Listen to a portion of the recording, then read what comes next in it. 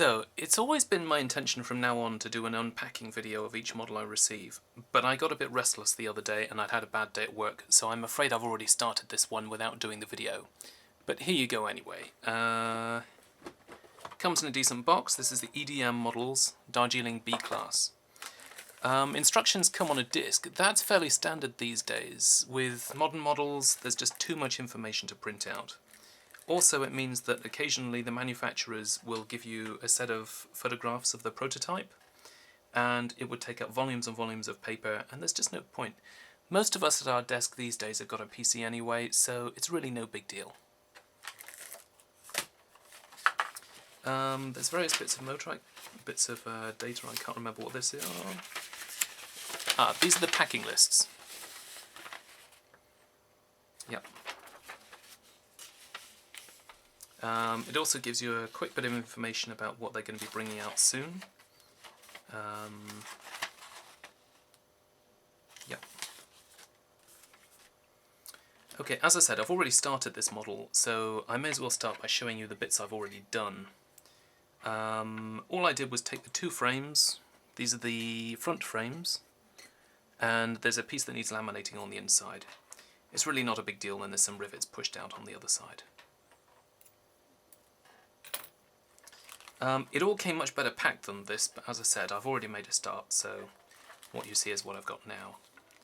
Comes with a bit of wood. I'm assuming that's for the re-railing lever thing.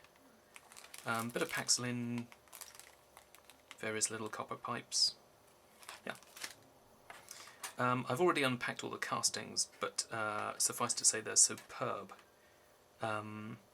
It's my understanding that these are all made from handmade masters. EDM models, they started doing their 3D printing with the next kit that followed this, which I think was the Festiniot twins, Linda and Blanche. And so these are all made from handmade masters, and they are all exquisite. There's one or two air bubbles on them, but nothing I can't sort out. You get the ubiquitous pack of wire. The wheels are pretty good.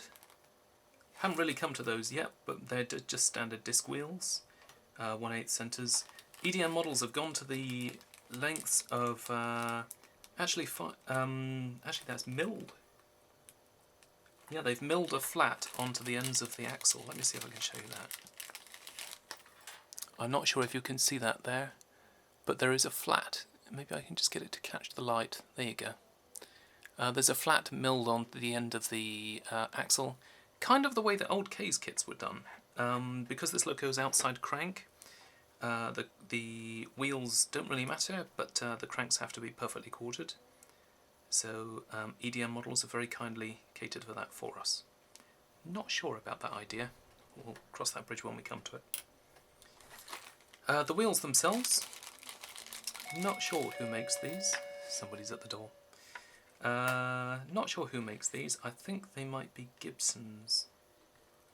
Let me see if I can have a look. Yeah, they seem pretty secure, so I doubt they are Gibson's. I tend to find that Gibson wheels, the centres will pop out if you give them some pressure. And I usually use a bit of Loctite to hold them in place. But these don't, so I'm guessing they're not Rumfords, they're not Gibson's. Don't know who made these. Yeah, not a clue. Then we come to the etches. These are among the finest I've seen. They're just superb. As I said, I made a start last night, so I've taken some bits out. Obviously you've got this look at a well tank, and there's parts of the well tank there. Cab roof, cylinders, conrods. Let me see if I can show you with a white background, that might be easier. Yeah, conrods, well tank, cab roof, cylinders. Yeah, should be good.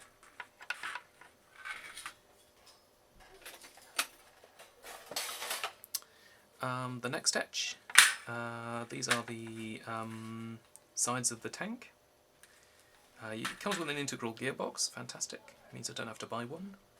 That's the top of the saddle tank, I think. Or maybe the smoke box, not sure. Here, interestingly, the front fly cranks.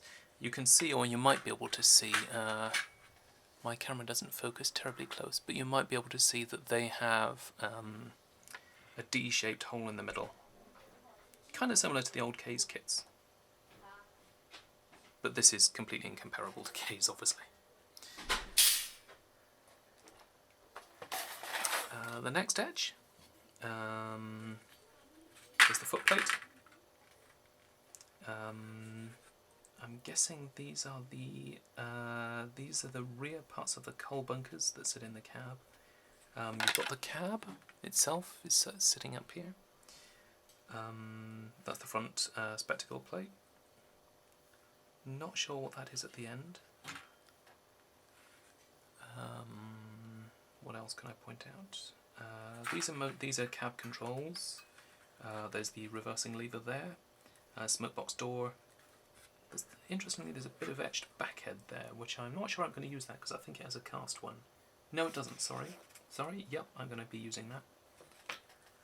But yeah, etches. They're modern, decent etches. Exactly what I would expect from a kit these days.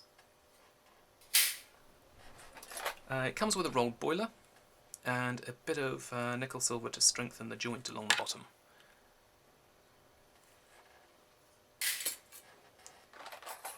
Castings, as I said earlier, they are all exquisite.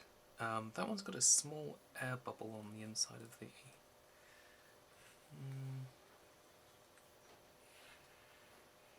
Yeah, I think I can do something about that, but maybe I'll get in touch and see if they've got another spare.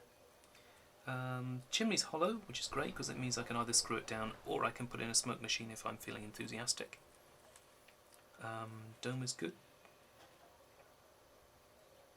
Yeah, again, there's a couple of air bubbles, but should be able to sort out those without too much trouble. I might see if they've got a spare casting sprue. Yeah, more controls and various details. This is a Darjeeling B class, and there is so much detail on the thing, it's crazy.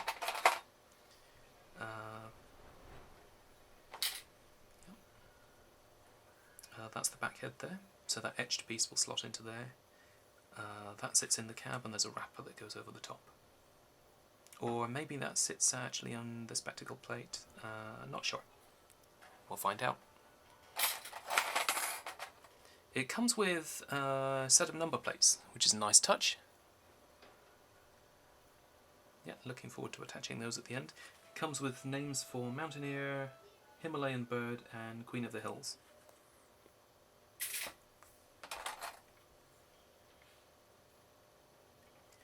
Yeah, more controls and various details.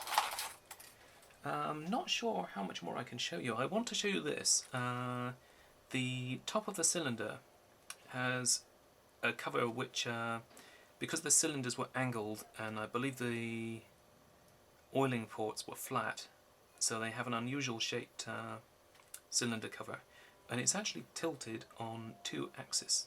So if you think of it as being flat, it's angled that way and then angled that way. I have no idea how they made that. It was probably lots of trial and error. On a CAD system you could do it, but yeah, rather them than me. What do I get to show you? Front and rear buffer beams. Again, good castings. Nothing to complain about there. This is an interesting detail. I was following a set of articles in Model Engineer recently, well, not recently, over the last few years, about a 3.5 inch gauge B class. I might even have a go at making one day. But the frames are made in two halves. The prototype frames were made in two halves. There's a front frame and a back frame.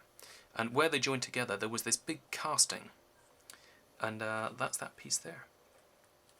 Fabricating that for a 3.5 inch gauge loco is going to be interesting. But yeah, it's one of those minor details that you can very easily overlook.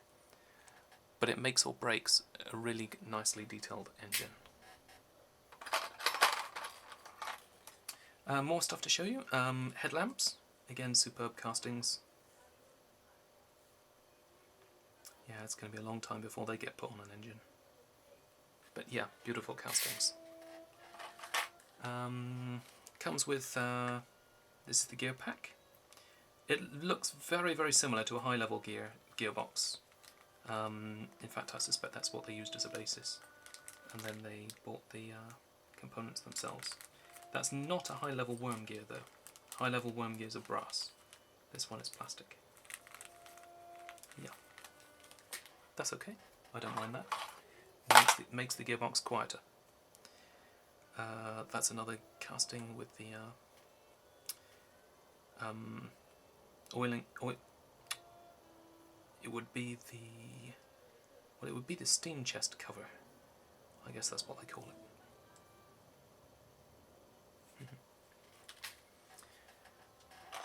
What else is there to show you? Comes with a ubiquitous bag of nuts. Interestingly, and very welcome, is the nuts. The bolts themselves are different lengths. One of my pet hates is when you go to a kit and it says it gives you X number of nuts and bolts and it says cut them to this length. No, include the right size bolt in the kit. It drives me nuts. But that looks to be the case. Comes with some bags of pins. Not sure what they're for yet. The smokebox door. The casting is nice, but I think they could have attached the sprue in a different location to make it a bit easier for me. Yeah, that's me being picky, but yeah, would have been nice. That's going to take a lot of work to make that invisible. Never mind. Crossheads? Yeah, nothing really to report there. Good castings.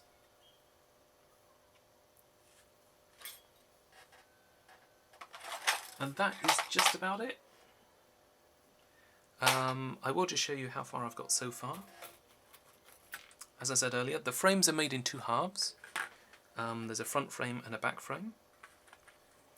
And last night I laminated the strengthener piece and the horn guide piece into the front frames. I pressed out the rivets and I folded up the back frame. So that goes together like that, and there's a big casting that sits on the join. I hope you've enjoyed watching, and don't forget to check out my website, focusmodelling.co.uk.